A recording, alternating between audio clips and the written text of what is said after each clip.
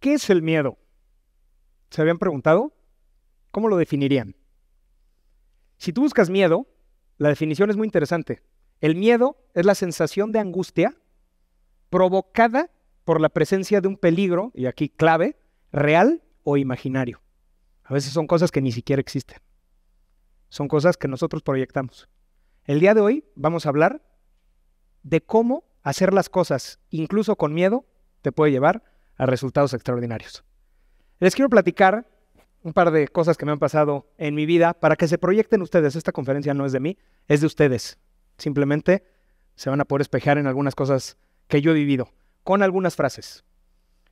Cuando yo me gradué de preparatoria, uno de nuestros maestros favoritos, el día de nuestra graduación, en donde todo el mundo dice, yo espero que seas el siguiente gran abogado de la familia, o yo espero que seas el siguiente doctor porque tu abuelo era doctor y tu tatarabuelo y bisabuelo y todos, el último de tu línea fue el primer doctor de México, y entonces todo el mundo tiene expectativas sobre otras personas, específicamente los papás.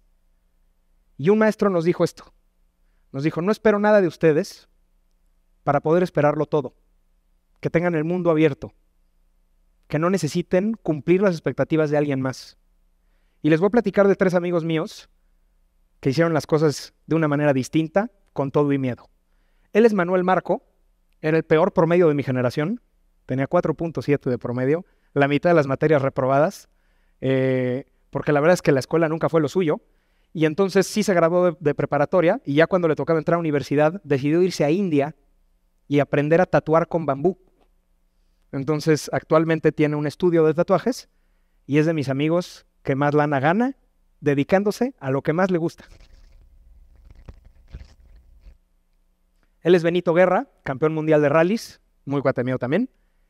Benito estaba estudiando Derecho y su papá es notario en la Ciudad de México. Como ustedes sabrán, hijo de notario que estudia Derecho, pues tiene ya la vida prácticamente resuelta. Y él decidió perseguir su carrera de ser piloto profesional y se fue a vivir a España, a dormir en un taller mecánico y a empezar desde cero. Y actualmente es piloto profesional, campeón mundial de rallies. Y finalmente Bernardo Olivar, otro cuate muy muy cercano a mí, cuya mayor pasión era viajar por el mundo. Era obsesionado, así como yo soy de los coches, él es obsesionado por viajar. Y de repente dedicarte a algo que no es lo tradicional o no es lo que todo el mundo considera como una carrera o una profesión tradicional, da miedo. Pues Bernardo dijo, ¿cómo carambas le voy a hacer para viajar por todo el mundo y que me paguen por ello? Y se metió a trabajar a Royal Caribbean. Y actualmente es gerente, es brand manager de cruceros y viaja por todo el mundo y le pagan por eso. Entonces son 3 ejemplos muy sencillos de inclusive con el miedo hacer algo que puede cambiar el resultado de una manera muy positiva. Otra frasecita, nunca te rindas en eso, en lo que no puedes dejar de pensar. Como les digo, esta conferencia es para que ustedes se espejen. ¿Qué es en lo que ustedes no pueden dejar de pensar todos los días? En mi caso, desde muy chico, siempre fueron los coches. Desde niño, yo no pensaba en otra cosa. Coches, cochecitos, patinetas, lo que no tuviera ruedas se lo poníamos, pero siempre fueron coches. Pero hay algo, estoy seguro, en cada uno de ustedes, que es su más grande pasión. ¿A qué le dedican más tiempo? ¿De qué ven contenido en internet en sus tiempos libres? De repente no es fácil dedicarte al 100% a eso, pero siempre puede ser un proyecto alterno. Conozco abogados que tienen un food truck porque les gustaba cocinar y todo el tipo de combinaciones que ustedes se pueden imaginar. ¿Lo que estás haciendo te lleva a donde quieres estar? Esta me la dijo mi papá, que está aquí por cierto. ¿Lo que estás haciendo te lleva a donde quieres estar? Todo el mundo queremos ser exitosos, todo el mundo queremos llegar lejos. Quiero ser el mejor guitarrista del mundo. Perfecto. ¿Cuántas horas al día estás practicando? Ah, no, 15 minutos. ¿Y tú crees que con 15 minutos vas a ser el mejor guitarrista del mundo? Pues quizá no, ¿no? Oye, quiero la beca de esta universidad increíble o quiero este trabajo. ¿Qué estás haciendo para llegar ahí? Esa es la pregunta. Todos queremos el resultado, pocos le metemos las horas de tarea para llegar a eso. Y aquí es donde empieza esta parte de correr coches. Estos fueron mis pininos de automovilismos. Como ven, son unos go-karts con motor de podadora. Yo creo que la podadora de sus casas tiene más potencia que ese go-kart. pero fue lo primero que yo pude hacer. Era un campeonato de go-karts de renta, ni siquiera eran nuestros, eran go-karts de donde ibas. Y pues como pueden ver, el equipo del lado derecho en camiseta, con casco y guantes prestados, del lado izquierdo ya empezaba a comprarme un poquito más de equipo, y ahí es donde empezamos. Y da miedo, por supuesto, empezar en algo desde cero y muy tarde de edad. Yo ahí tenía 18 años, que en el mundo de pilotos de coches es como tener 46, porque los chavitos que llegan a Fórmula 1 empiezan a los 6 o 7 años en go-karts. Y yo empecé muy tarde, pues porque es un deporte muy caro y pues no teníamos como para andar invirtiendo en eso, ¿no? Entonces era a como se podía y cuando se podía. El que se atreve ya le lleva la delantera a todos los demás. Esto es importantísimo. ¿Cuánta gente hay en el puesto de trabajo que tú soñarías que es menos capaz que tú? Muchísima. Típico. ¿Cómo este tarado consiguió a esta niña que es la que me gusta si es un imbécil? Y yo no. Pues porque se atrevió a lo mejor, ¿no? Entonces de repente es una balanza entre capacidades y quién se atrevió, quién dio el paso. A veces eso es lo que más cuenta. Les voy a platicar algo muy chistoso. Yo fui al Autódromo Hermanos Rodríguez, esto es en la Ciudad de México, y había un evento que era un evento privado en donde habían señores pilotos y no pilotos que llevaban sus coches a darle una vuelta. Y yo moría de ganas porque alguien me diera una vuelta en un Porsche. Yo nunca me había subido a un Porsche. Y dije, no, de alguna manera yo tengo que lograr que alguien me dé una vuelta. Y me senté en los pits hasta el final con mi casquito y dije, aunque me vea yo ridículo, alguien voy a encontrar que vaya solo. Y dicho y hecho, después de, no sé, 30 y tantos coches que salieron, de repente venía este coche solo, vi que no venía con acompañante y le hago como, oye, ¿me das ride? Y me dice, órale, súbete. Y me subí a ese Porsche y me dieron una vuelta en un autódromo en un Porsche. Y después me hice muy amigo de este cuate, Eric Fragoso, y después me dejó manejarlo. Y fue el primer Porsche que manejé en mi vida. ¿Por qué? Nada más porque me atreví. No tenía yo ninguna característica ni cualidad que me hizo merecer eso. Simplemente es porque te atreves. Y ahí es donde entra esta parte del miedo. ¿Ustedes creen que no me dio oso, pena, miedo, inseguridad sentarme ahí como tarado y que todo el mundo saliera y dijera, ¿qué onda con este güey? Claro que sí. Pero con todo y miedo lo hice. Y vean el resultado. Fue algo que me abrió muchas, muchas puertas. La diferencia entre un sueño y una meta es ponerle fecha. Esto es algo muy importante. Todos soñamos con algo. Oye, es que un día yo voy a tener el mejor restaurante de sushi de Querétaro. Oye, es que yo voy a tener la agencia de publicidad. Es que mi consultorio. Es que lo que sea. Y muchas veces se queda en un sueño. Muchas veces se queda en el infinito. Y siempre será un sueño. Y siempre será un sueño que tuviste aparte. Ya que pasaron los años, ¿cómo me hubiera gustado haber hecho esto? Entonces, les puedo decir algo que es muy interesante. Cuando tú le pones fecha a algo, conviertes un sueño en una meta. Quiero tener un restaurante. ¿Cuándo? Y vas ahora de atrás para adelante, en vez de adelante para atrás. Ok, para yo tener un restaurante a final del año, ¿qué necesito hacer? Ah, bueno, necesito local, necesito personal, necesito equipar la cocina, esto, redes sociales, etcétera. Y ahí te sale tu plan de trabajo y le vas poniendo fecha a cada cosa. ¿Cómo necesito ir avanzando para que en diciembre yo tenga un restaurante? Hay que ponerle fecha a las cosas. Yo quería ser piloto y debutar ya en un campeonato profesional. Yo hasta este punto me había subido a los go-karts, me había subido a los coches, a los track days y este tipo de cosas, pero todavía no debutaba en nada de a de veras. Y este fue mi primer carrera. Este es el Rally Mil Cumbres del año 2010. Yo tenía 19 años y fue mi primer rally. Con equipo prestado porque yo no tenía lana para el Nomex, porque son caros. Entonces me lo prestó otro piloto y rentamos el coche y no me pregunten cómo, pero lo logramos. Y quedamos en segundo lugar en mi primer rally. Entonces dije, bueno, tan mal no lo hago, ¿no? Pero después viene una frase interesante. A veces se gana y a veces se aprende. Yo dije, bueno, si en mi primer rally quedé en segundo lugar, pues en el segundo rally quedo en primero, ¿no? Y sí, ¿cómo no? Resulta que no. Nos volteamos en el segundo día de carrera, hice pedazos el coche, no nos pasó nada, afortunadamente, ni a mí ni a mi copiloto, pero fue una lección muy importante en mi vida. No te puedes comer el mundo a puños y brincarte pasos, tienes que ir poco a poco. No pienses en ganar la carrera antes de pensar en terminarla. Lo primero es terminar, ¿no? No puedes pensar en sacar mención honorífica en la universidad sin antes terminar tu carrera.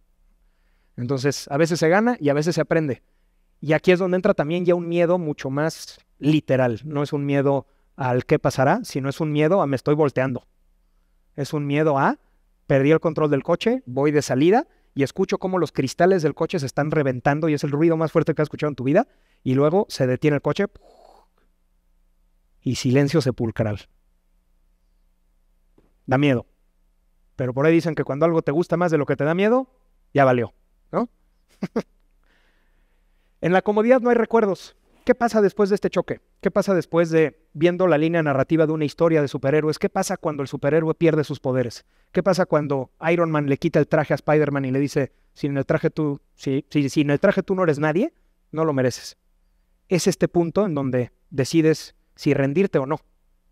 Y aquí hay una palabra en finlandés que es sisu, S-I-S-U, que lo más similar a español sería resiliencia. Es el querer ir a pesar de que algo salió mal. Y entonces empezamos desde cero, ya habiendo corrido el campeonato nacional de rallies, que era un campeonato importante en un coche de categoría intermedia, pues compré un Chevy y lo armamos en el taller con las manos y le pusimos lo que pudimos ponerle. El número de carreras, como pueden ver, es un diseño aeroespacial de cinta de aislar. Impresionante, me lo copiaron en la NASA. Y pues ahí estamos en el autódromo, esto es aquí en Querétaro, y ahí peleando los primeros 5 lugares. Obviamente era un coche que no estaba tan bien preparado como el otro. Lo mejor que pude dar en ese campeonato fue top 5, que me supo a gloria, me supo como si fuera primero, pero así volvimos a empezar. Y dije, ¿sabes qué? Aunque sea en algo chiquito, pero vamos a volverle a dar, no nos vamos a rendir. Y posteriormente, pues empieza algo interesante. En todo lo que hagas en la vida, debes de ponerle el corazón, la cabeza y las manos, en ese orden. No al revés. Tú puedes tener mucho corazón y le metes el corazón y las manos, pero si no usaste la cabeza, no tuviste un plan.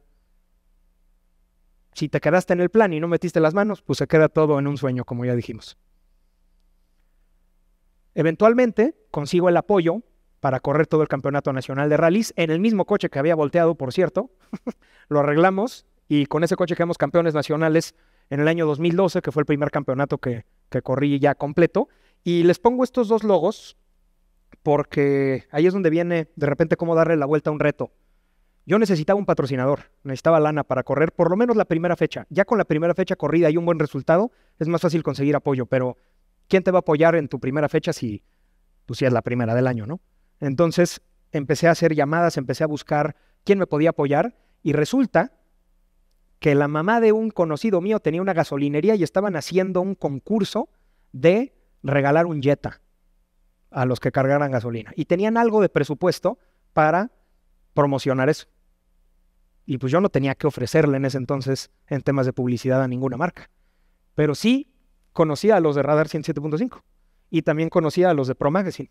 Y les dije, oye, regálame una hoja y ponemos el concurso del Jetta y decimos que es colaboración de Gasolinerías Turquesa con Pro Magazine. Tú no pusiste un peso para el coche, pero te puedes echar el charolazo de que también lo estás regalando tú. Va. Oye, Radar, ¿me regalas el equivalente a X cantidad de dinero en spots diciendo que Gasolinerías Turquesa y Radar 107.5 te regalan un coche? Tú no pones un peso para el coche, nada más espacio. Va.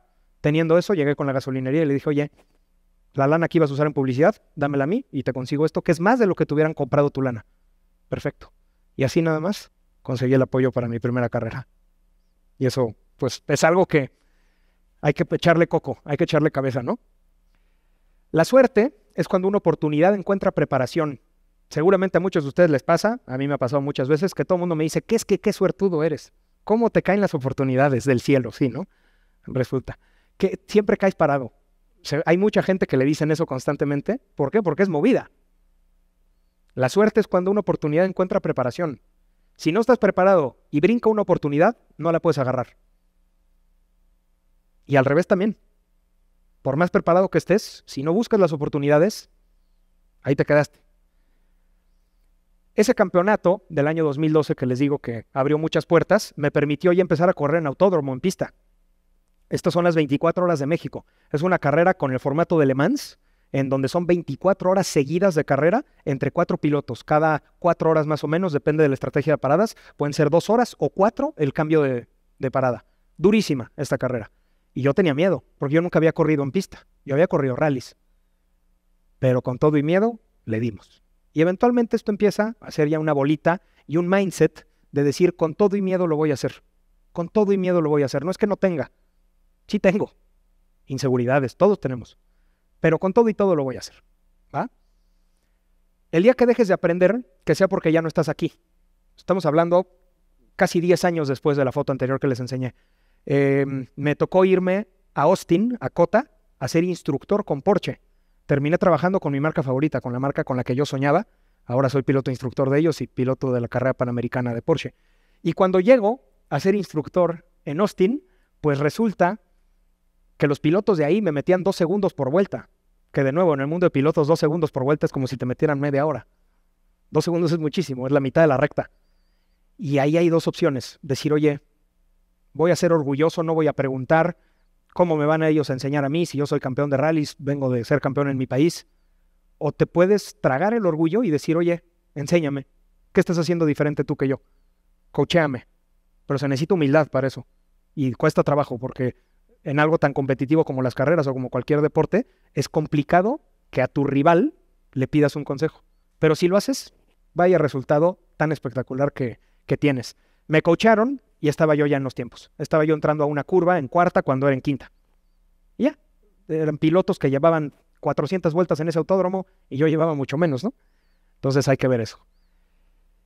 Un campeón es una persona normal con una determinación extraordinaria. Esto lo leí en un gimnasio, por ahí en una pared, y dije, qué choteada frase, pero qué cierta es, qué cierta es.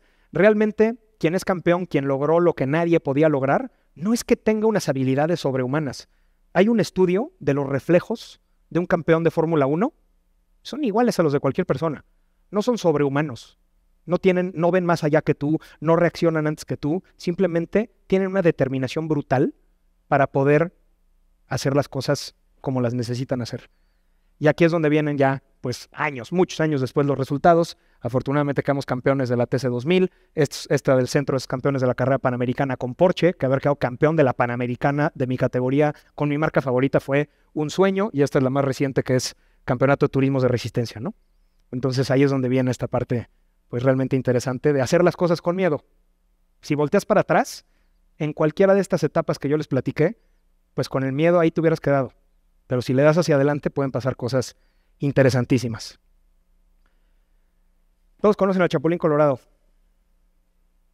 Cuando le preguntaron a Roberto Gómez Bolaños qué opinaba de Superman, Batman, todos los héroes, decía, esos para mí no son héroes. Héroe el Chapulín Colorado. ¿Por qué? Porque no tiene poderes. No es sobrehumano. No es invencible. No le rebotan las balas. Es torpe, es tonto.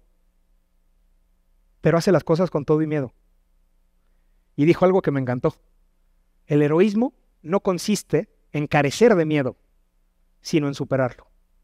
Y por eso hay que hacer las cosas con todo y miedo. Muchas gracias.